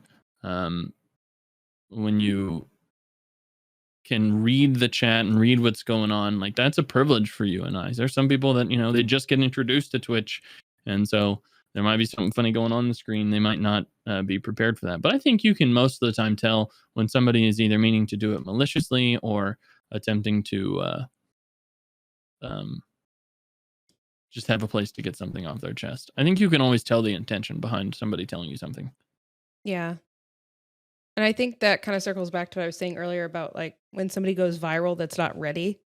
Because even somebody who is new and doesn't know all of that could accidentally not have boundaries and invite that type of interactions into their chat or into their stream because they just don't know, because there's so much to the culture of streaming and content creation that, like I said, I'm not a wizard at it or know that much about it.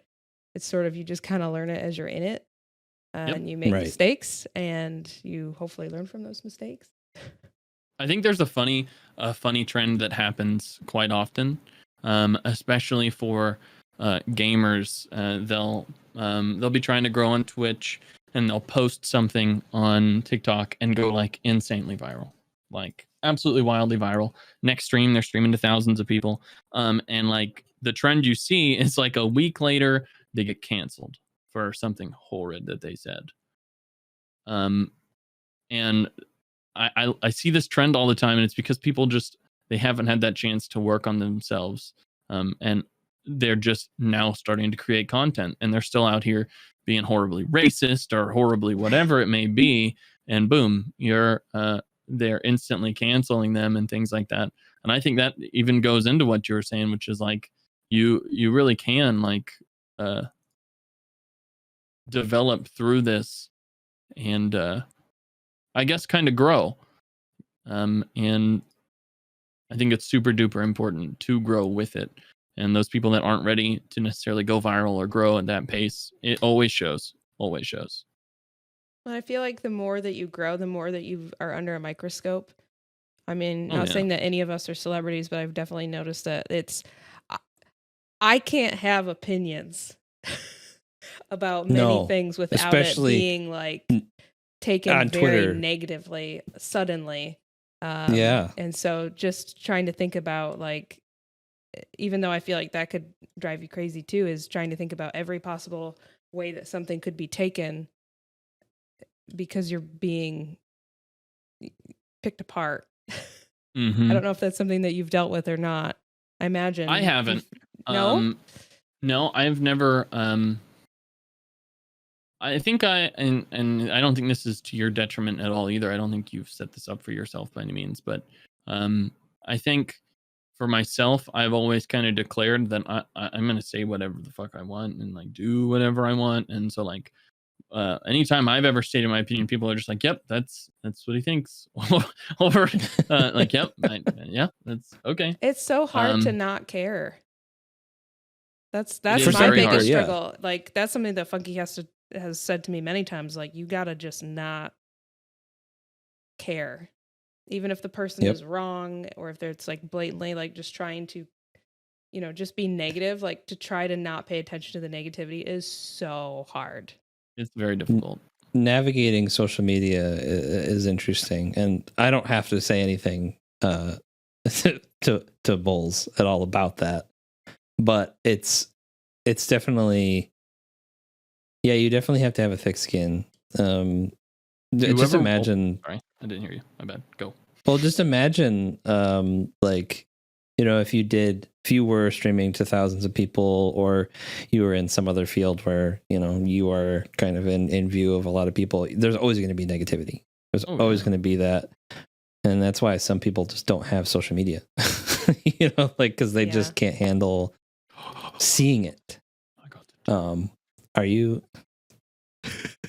Somebody finally rolled a 2. Pog. It was Funky. He did it. It was me. Gave me the brick that you stole from me.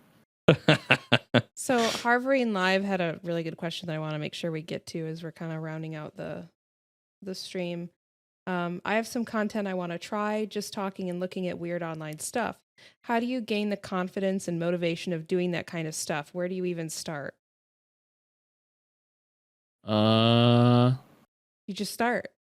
Yeah, I think that was probably going to be my even though it's super bullshit, and I'm sure that sucks to hear. It is exactly what it is. Like you just have to be like, all right, here we go. And the best part of it is, you can change that and down the road. You don't, in you don't have to be successful at whatever you put out first. You just try something.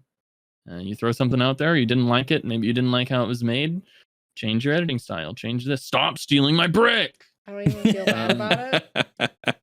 and just don't feel bad about trying whatever feels like you want to try. Yes, suck it. I got my brick. I back. did it again. I do again. How? No. Give me the brick back. Baby got brick. That's literally that's the advice that I give Harv every time we talk about it. You just got to do it. I'll give you the hard. Just be uncomfortable. Yeah, I'll give you the hard answer. As long as you still question why you're not doing it, you won't do it. Right. And I sort of referencing yesterday when I started making a video, and then I didn't know where it was going until I knew where it was going, and then it just happened. Like, you just do it, and you don't you can't think about like the not starting thing, like without, you just have to do it. You just have to, if you don't do it, then nothing's ever going to happen. And that anxiety is very real. I experience it every day when I think about something that I want to make or something that I want to do, and that it doesn't happen. You just kind of have to do it. Like that. It sounds like BS, but it's literally just like, just force yourself to do it. It's uncomfortable, but just do it. Some of the best content that I think I've ever been a part of or made has been things that I was very uncomfortable or nervous about. For example, Balls of Spelling Bee. I was sweating bullets and terrified because I was like, I'm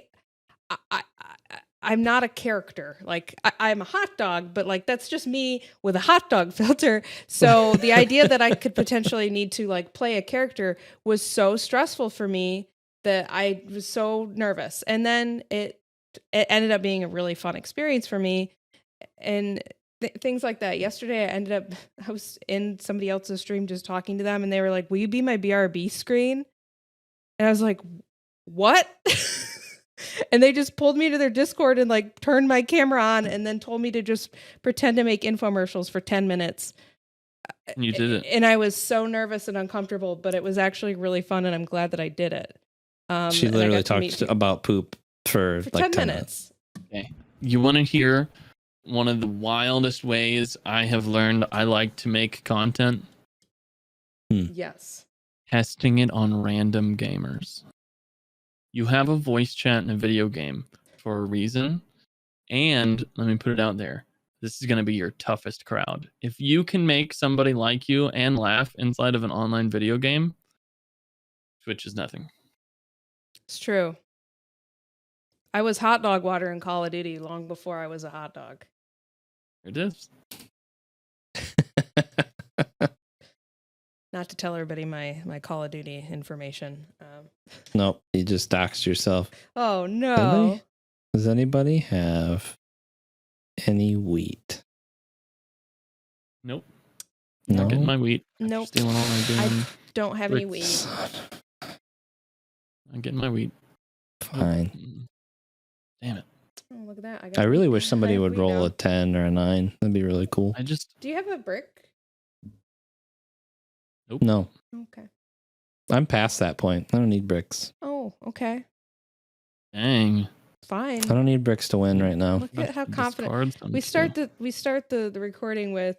I just want to play Catan to get better, and now he's like, I don't fucking need bricks. Dude, I'm on a roll right now. Wrecking him. You are. I'm about to have to wear a romper and a wig. Yeah. I'm looking help you forward pick to one that out. stream. I'm down. I'll send it to you. I'll this pick is one out and perfect. send it to you. Do you have a romper already? No, but I might get one. I'm down. Oh, okay. Can I'm it be down. denim? Ooh, a full denim denim? romper? Yes. I'm They probably make going to go those? thrift store shopping. I'm going to use this as an excuse. Yeah. Like a Yes. full denim romper. Oh, man. It's going to be fire.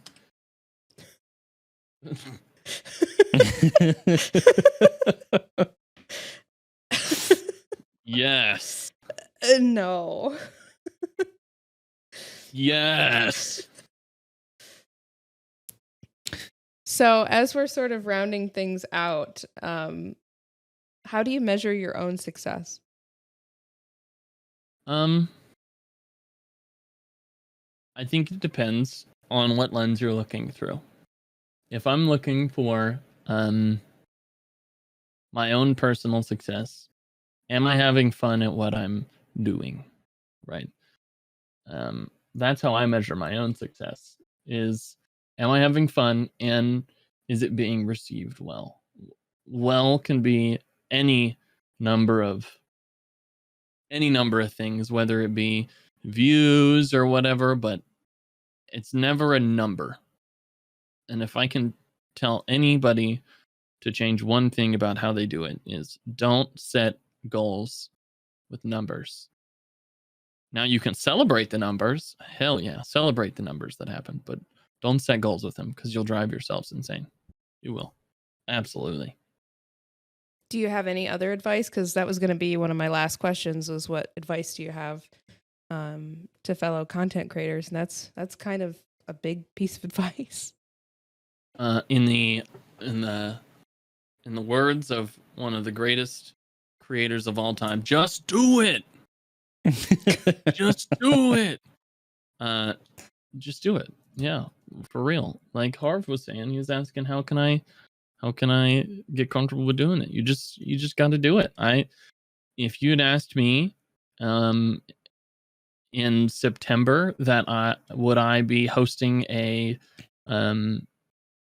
spelling bee with a bunch of random people I had never met before, I would have told you were crazy. Made no sense. Do you have any more plans for things like that? Well, for sure. Yeah. Once I get my schedule down with YouTube and how I want it done right, which I think is going to take some time. I've already allotted several months to figuring out exactly how I want to do the do YouTube and post things, so on and so forth. Basically, how I want to grow on YouTube, and essentially, I want to get to a point where I'm comfortable with what I'm making and what I'm making is being received well, and then I'm going to go back to. I'd like to say what I'd like to call kind of like full blown trying my hardest, which is where I'm just nonstop coming up with cool ideas and different game shows like that and constantly collaborating. Right now, I've kind of slowed down a little bit so that I can pick up YouTube and figure out how YouTube works. And I've spent so many hours in the car and in my room just listening to YouTube videos and making friends. I think that's the hardest part of all this is we talked about it earlier with networking. I have a small story when it comes to Valorant. It's happened to me recently. Was if you're doing this with intentions of making a certain friend or making something in return for whatever, I don't think it'll ever happen to you with what happened to me recently. So I decided I wanted to make Valorant content. I wanted to push that boundary, and I knew that it would, help me a lot if I could make some other friends making Valorant content. And so what I didn't do is what most people would do is they'd reach out to all these big Valorant content creators, and they would end up basically getting nowhere. What happened with me was I would play with friends that were good at Valorant, and then we would become friends, and then they would invite me to their party. And so I just spent like 2 weeks of just party hopping with friends and adding people on Valorant before I ended up in a lobby with people that are very suggestive with who they add as friends and very big in the Valorant scene. And it's like, how does this happen?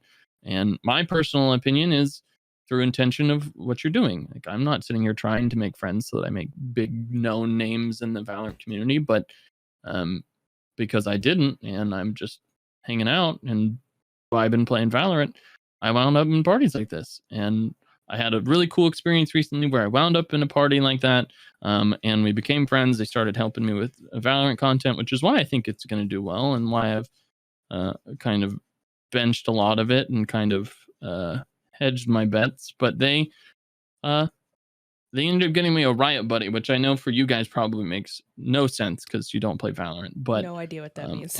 a Riot Buddy is a little gun buddy on your gun that essentially you can only get if you know a Riot dev or the Riot dev gives it to you. I'm in a romper and freaking wig. I've done this to Funky has myself. won again 2 times in a row. I am holding really down 3rd place.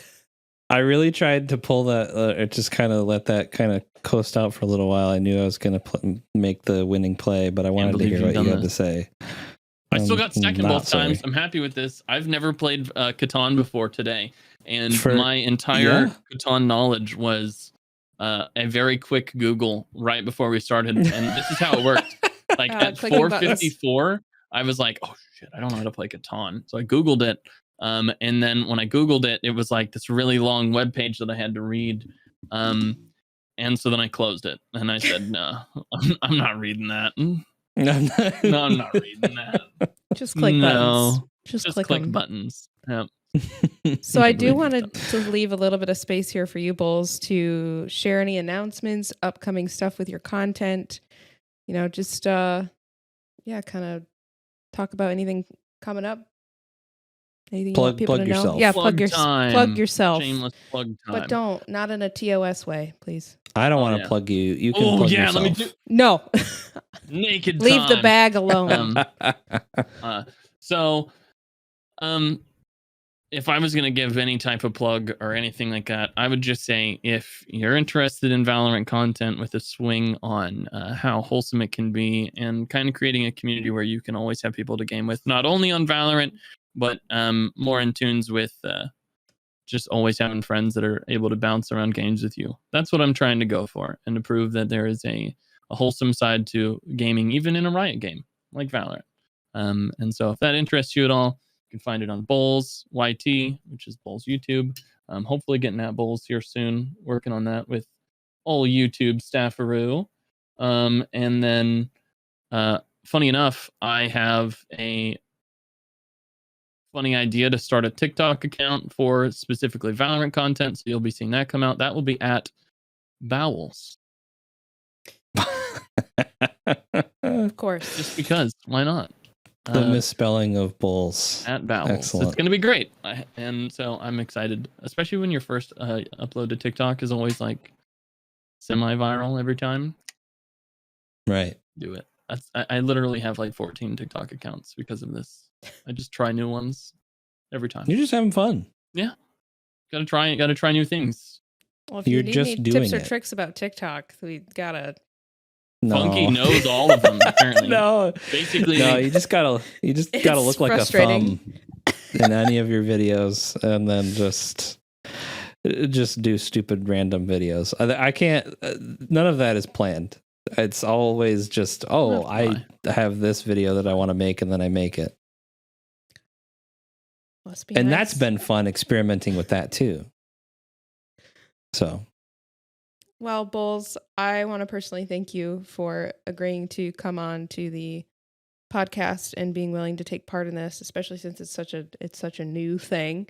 This is episode 2, so I really appreciate you taking the time to hang out with us for a few hours and chat and play Catan. And now you have to wear a romper and a wig. I'm down. And listen, all I'm saying is when the time comes, you want me back on this at some point, just shoot it. I'm down. That would Absolutely. be fun. Like a 6 down. months from now. Where are they now? Where are they now?